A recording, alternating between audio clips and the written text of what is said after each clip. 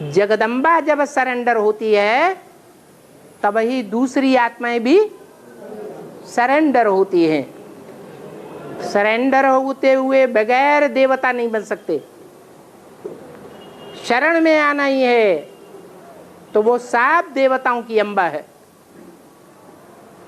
33 करोड़ देवताएं उसके शरीर में दिखाए गए हैं। वो जगदम्बा ज्ञान और योग के पंखों से उड़ने वाली भी है, इसलिए उस गाय को पंख भी दिखाए गए। तो चित्र वर्तमान संगम युग के चरित्र की यादगार है। और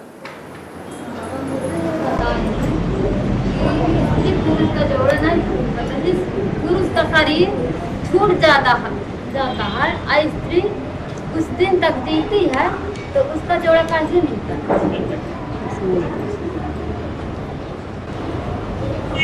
क्या बोला?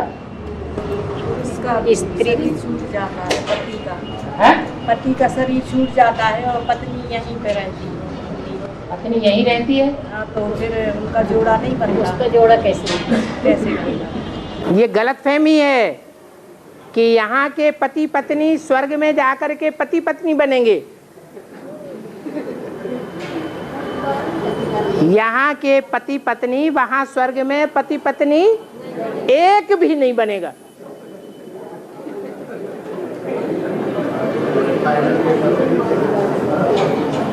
यहाँ का सब वहाँ चेंज हो जाएगा। जो नरक की दुनिया में है वो कुछ भी स्वर्ग की दुनिया में नहीं होगा। इस गलतफहमी को बुद्धि में से निकाल देना चाहिए कि नरक की दुनिया के जो पति पत्नी हैं, आखिरी जन्म के पति पत्नी हैं, वो सतयुग में और त्रेता में 21 जन्मों तक पति पत्नी बनेंगे।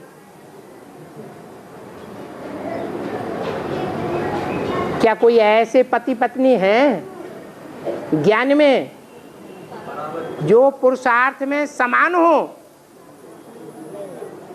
नहीं है तो कैसे बनेंगे? वहां तो जन्म भी इकट्ठा मिलेगा।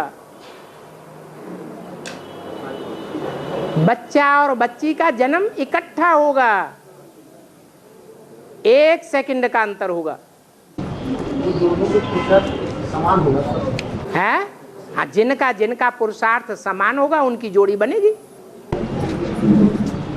तो बाबा कहते तो है कि 7 फेरा 7 जन्म का बंधन हो जाए। है 7 फेरा 7 जन्म का बंधन हो जाए। तो 7 फेरा लगाओ ना। शादी में लगते हैं ना 7 फेरा वो तो भक्ति मार्ग की शादी है, ये 21 जन्म की शादी है। बाबा जैसे सेवा का नाम कर यज्ञ के आदि में पाठ था, पति पत्नी थे, फिर ज्ञान में आते हैं तो वही लक्ष्मी नारायण बन जाते हैं सतयुग में, 20 जन्मों का साथ रहता है। तो ये यहाँ पे तो ये बुद्धि योग से शूटिंग होती है या शरीर से शूटिंग होती है? पति पत्नी थे उस समय तो अज्ञान था, वो तो अज्ञान था उस समय तो ज्ञान नहीं था। और अभी तो ज्ञान है।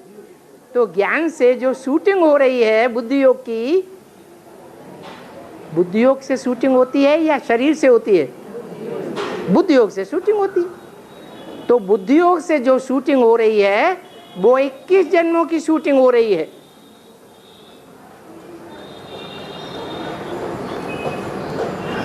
और बाबा आज आगे पढ़े लिखे भरी हो रही है, ये कैसे?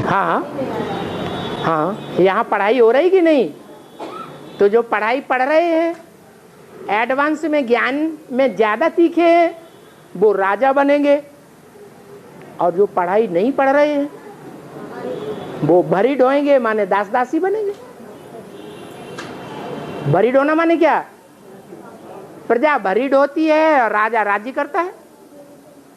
आधा में जाम आधा में रैयत। जाम माने राजा, जम के बैठता है। वो राजा सारे राज्य की जो भी कमाई होती है, जो भी पैदाइश होती है, उसका आधा हिस्सा में राजा का परिवार पलता है और आधे में लाखों की तादाद में जो प्रजा होती है वो पलती है।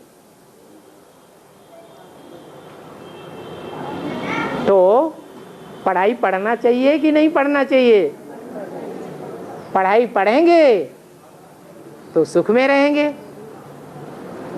हाँ, इब्राहिम को जो धर्म दिखाए हैं तो वो द्वापर कलयुग में आते हैं। बाप से तो पढ़ाई पढ़ते नहीं है, लेकिन इतना बड़ा पद पाते हैं